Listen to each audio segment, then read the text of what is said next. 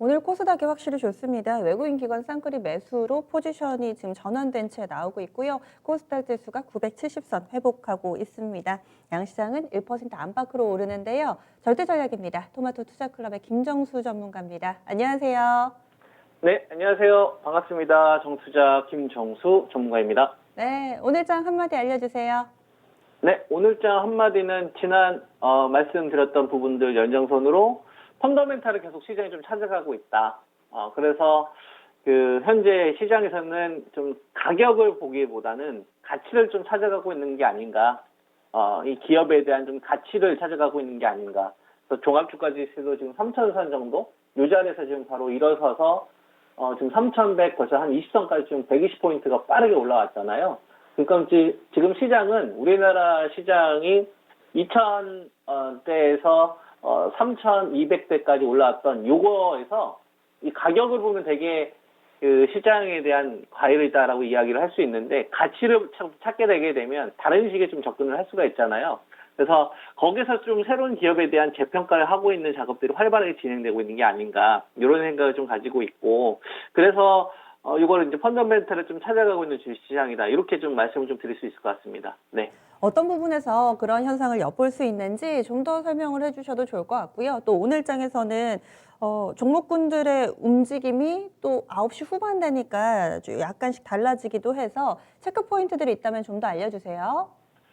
네, 지금 시장은 어떤 키워드가 시장을 좀 장악하고 있는지를 정확하게 좀 알아야 될 것 같아요. 그래서 절대 전략을 통해서 제가 제시해드리고 있는 게 이제 코로나19 쪽 관련돼서 바이오 제약은 좀 위탁 쪽을 보라고 말씀을 좀 드렸고, 그다음에 이제 자율주행 요 키워드가 이제 작년도에는 이제 코로나를 통해서 이 시장이 좀 장악되는 이런 흐름이었다고 한다면 올해는 자율주행이라는 키워드, 그러니까 애플카 같은 이런 키워드가 상반기에 좀 시작해서 하반기까지 시장을 좀 전 지배할 거다. 이렇게 이제 좀 보고 있고요. 이거는 이제 파괴적인 혁신으로 볼 수 있는 거죠. 기존에 있었던 이제 산업군들을 다 제압하거나 좀 잡아먹으면서 지금 산업이 열리는 거니까 자율주행에 대한 요 키워드에 포함될 수 있는 종목군들 쪽으로 저는 거래를 해야 된다고 보거든요.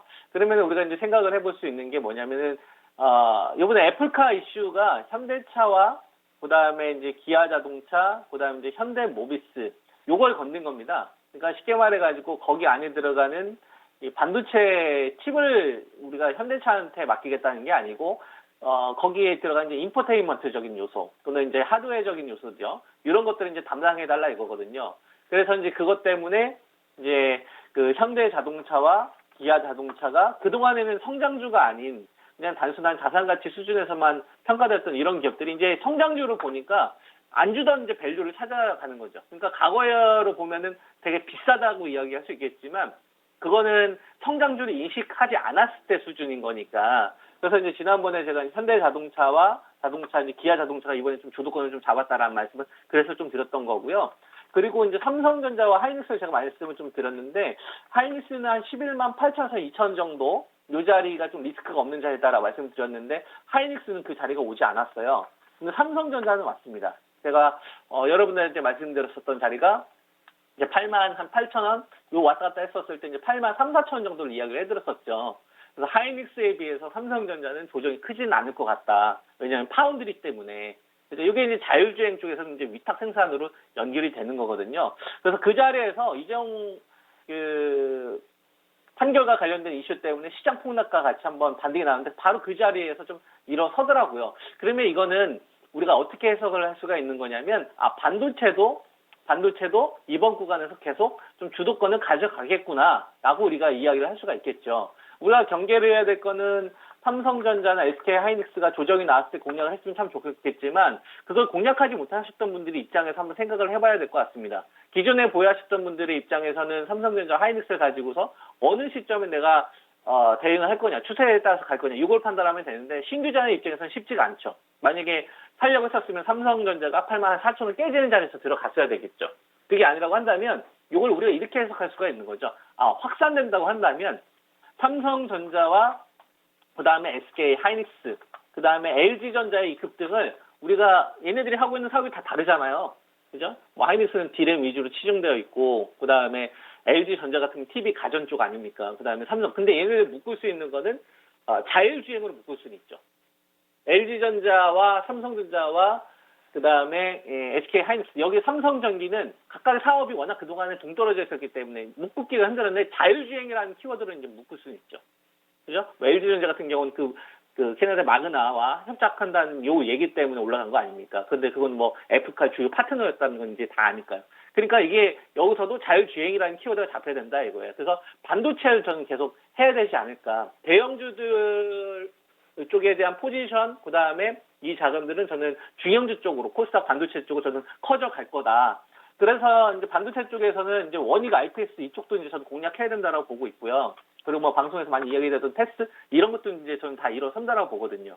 그리고 또 가격 조정이 한번 있었던 뭐 반도체 소재 가운데서 원익 하나 머티리얼즈나 원익 큐시 이렇게 가격 조정이 대형주들이 가는 기간 동안에 한 3, 4주 있었습니다. 이런 것들이 이제 마무리되지 않겠느냐.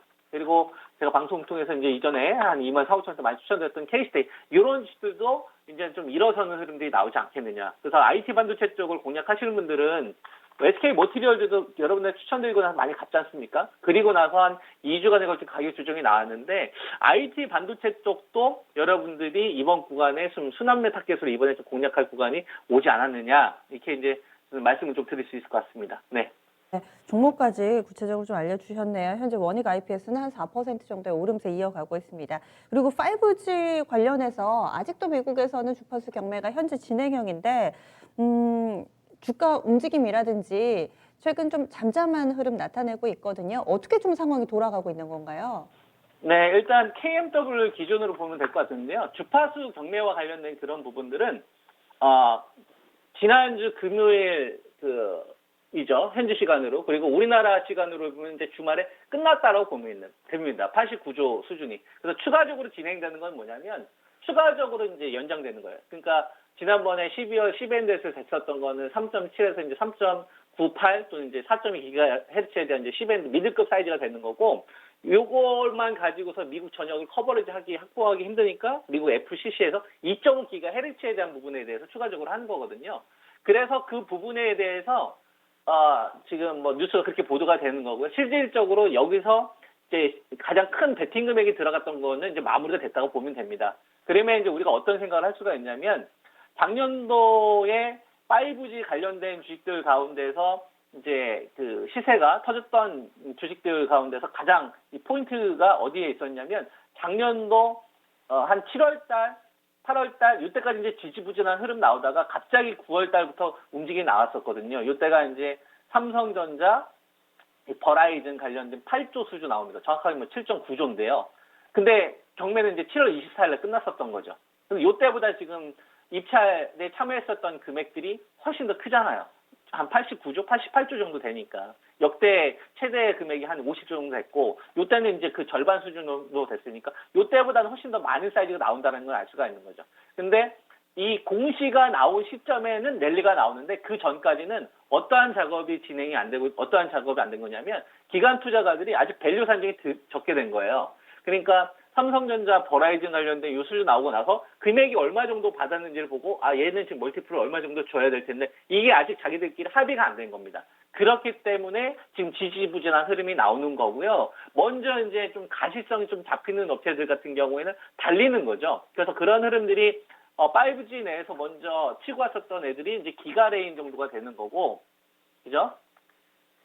기가레인 정도가 되는 이런 애들은 이제 미리 치고 갔었던 거고, 그다음에 이제 RFHC 같은 경우도 미리 신고가를 갔었던 겁니다. 먼저 가시성이 있었던 업체들은. 그리고 KMW처럼 이렇게 대표성을 띈 기업들 같은 경우에는 우리가 반도체로 치게 되면 삼성전자 된다는 말이에요. 자동차로 치게 되면 이제 현대차 정도 되는 거고. 그러니까 상징적인 주식 아닙니까? 그럼 얘 밸류가 산정이 되면 나머지 업체들 IT 5G에 대한 밸류 산정이 될 거 아니에요. 근데 이 KMW에 대한 뭐가 지금 산정이 안 된 거냐면 이 실적 컨셉이 정확하게 안 잡힌 거예요. 이게 정확하게 안 잡힌 거예요. 지금 올해 예상하기 한 2,124억이고 매출액이 한 9,650억인데 이걸 수정을 하긴 해야 될 텐데 수정할 수 있을 만한 근거가 아직 안 나온 겁니다. 나오려면은 우리가 이제 버라이즌 관련된 7.9조 갔었을 때 KMW가 얼마만큼 가져갔는지, 그 다음에 뭐 T모바일이 5G 가운데서 에리슨하고 이제 노키아 쪽으로 이제 단연 계약을 이번에 하는데 거기서 얘네들은 얼마만큼 물량을 받을 건지 알아야 밸류를 산정했을 거 아닙니까? 그리고 얘를 기준으로 나머지 5G 업체에 대한 스타트를 끊거든요. 그 작업이 지금 진행되고 있는 겁니다. 그래서 이런 부분들을 보면 될 것 같고요. 그리고 실제로 대형주급은 아니라고 하더라도 인텔리안 그 테크처럼 뭐 기가레인도 마찬가지인데 기가레인은 삼성네트코에 이번에 신규 수주했다는 내용 때문에 움직인 거잖아요. 버라이즈 쪽. 인텔리안 테크도 5G 가운데 움직일 재료가 없으니까 이제 위성통신 안테나 쪽으로 가지 않습니까? 그러니까 대형주 쪽은 KMW 기준으로 지난번에 말씀드렸던 대로 82,000원대에 안착되는 흐름, 82,3천원에 안착되는 흐름이 나오면 그게 이제 스타트라고 보면 될 것 같고요. 그때 아마 재무제표에 나오는 컨셉이 좀 바뀔 겁니다. 그때가 이제 본격 어떤 스타트 끊을 수 있는 지점이다라고 보고 있어서 5G 가지고 계신 분들은 그냥 들고 있으면 돼요. 그냥 커피 한 잔 하시면서 그렇게 하시면 되고요. 그리고 지금 시장에서는 5G와 그다음에 대형주들과 그다음에 바이오 제약과 IT 반도체 이거에 대한 밸런스만 맞춰서 가면 되는 거거든요. 이런 것도 고려하시면서 전략 세우시면 저는 될 거라고 봅니다. 네. 알겠습니다. 오늘 말씀 고맙습니다. 예, 성공 투자하세요. 네. 절대전략이었습니다. 토마토 투자클럽 김정수 전문가 함께 했습니다.